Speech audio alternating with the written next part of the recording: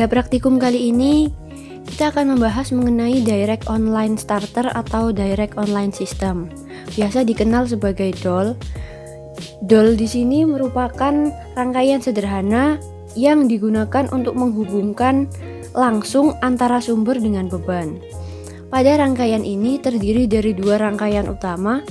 Yang bisa dilihat di sebelah kiri merupakan rangkaian daya, yaitu rangkaian yang merupakan jalur tegangan utama motor. Kemudian yang di sebelah kanan adalah rangkaian kontrol, yaitu rangkaian yang digunakan untuk memutus atau menyambung aliran arus ke motor melalui anak kontaktor utama. Baik, kita bahas satu-satu mengenai masing-masing rangkaian. Yang pertama yaitu pada rangkaian daya. Pada rangkaian daya ini terlihat ada beberapa komponen. Yang pertama yaitu L1, L2, dan L3 yang merupakan sumber listriknya, N yang merupakan kabel netral memakai MCB 3 fasa, kontaktor, tor atau overload relay, dan A1 yaitu motor listrik. Pada rangkaian daya ini, pertama kita melakukan wiring dengan menarik kabel dari line sumber listrik secara berurutan, yaitu dari kabel L1, L2, L3, lalu dimasukkan ke MCB 3 fasa. Kemudian lanjut disambungkan ke kontaktor, kemudian disambungkan lagi ke tor atau overload relay, yang terakhir disambungkan ke motor. Baik, bergeser ke gambar sebelah kanan, yaitu rangkaian kontrol. Pada rangkaian ini memiliki beberapa komponen. Yang pertama, pada gambar terlihat bahwa hanya terdapat satu sumber listrik yaitu L1. Kemudian ada N yang merupakan kabel netral. Kemudian ada MCB 1 fasa yang dilambangkan dengan F2. Kemudian ada F4 yaitu tor atau overload relay. Kemudian ada push button stop normally close yang dilambangkan dengan S1. Maksud dari normally close di sini adalah pada posisi off, dia akan dalam posisi tertutup. Kemudian ada S2 yaitu push button on atau normally open. Di sini pada saat posisi mati, dia akan terbuka. Kemudian ada banyak kontaktor yang dilambangkan dengan K1. Dan yang terakhir yaitu lampu indikator yang dilambangkan oleh H1 dan H2. Selanjutnya adalah merangkai rangkaian kontrol ini. Yang pertama kita melakukan wiring dengan menarik kabel dari line sumber listrik secara berurutan.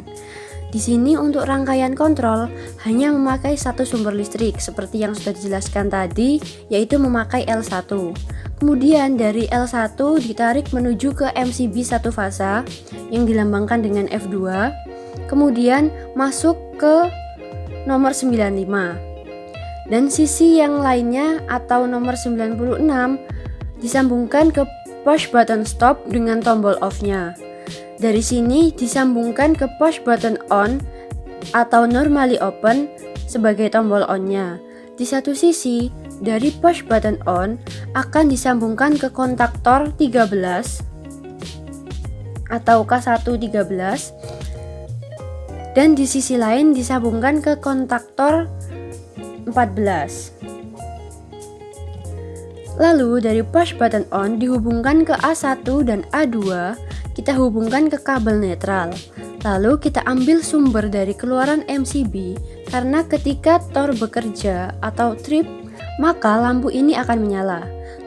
Lalu kita hubungkan ke kontak normally close. Dari sini akan terhubung dengan lampu H2. Nah, yang satunya disambungkan ke kontak normally open dan disambungkan ke H1. Berikut merupakan langkah-langkah kerja dari praktikum Direct Online System. Yang pertama, periksa semua komponen pada panel dan yakinkan bahwa komponen dalam keadaan baik. Yang kedua, pelajari gambar rangkaian kontrol dan rangkaian daya. Jika kurang mengerti, tanyakan pada instruktur. Sebelum melaksanakan praktikum kali ini, maka perlu diperhatikan prosedur keselamatan berikut ini. Yang pertama, perhatikan setiap langkah kerja yang akan dikerjakan sehingga semua harus sesuai dengan SOP atau standar operasi prosedur. Yang kedua, sebelum merangkai, pastikan power dalam keadaan off atau mati. Yang ketiga, periksa semua peralatan dan komponen dalam keadaan aman digunakan.